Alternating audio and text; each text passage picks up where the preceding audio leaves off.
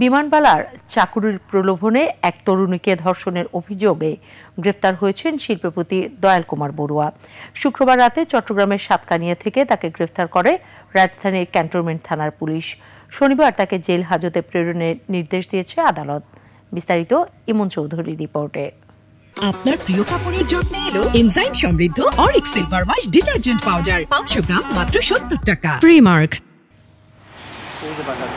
বারিধারা ডিওএসএস-এর ৬ নম্বর সড়কের বাসার নম্বর ৩৭৯, ৬তলা ভবনটির দ্বিতীয় তলায় দয়াল কুমার বড়ুয়ার আইটি ফার্ম।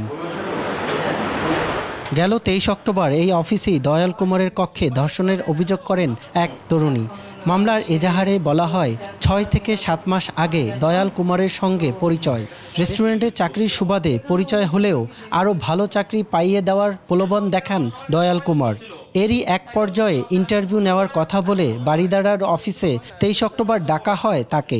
সেখানেই ঘটে ধর্ষণের ঘটনা।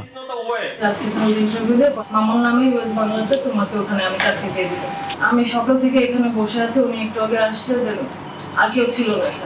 আমাকে উনি আমার ইচ্ছার বিরুদ্ধে আমার গায়ে হাত দেয়, আমার সঙ্গে আমাকে উনি ধর্ষণ করেছে রীতিমতো।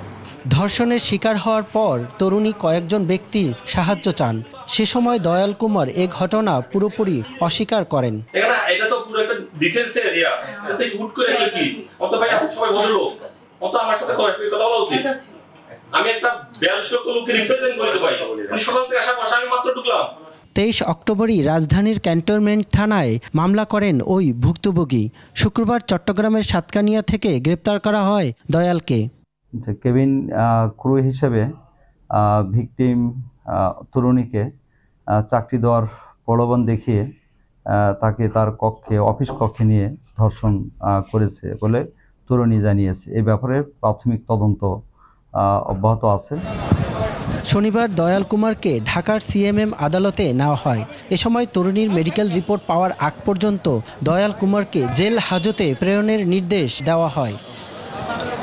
ইমন চৌধুরী, ২১ টেলিভিশন, ঢাকা।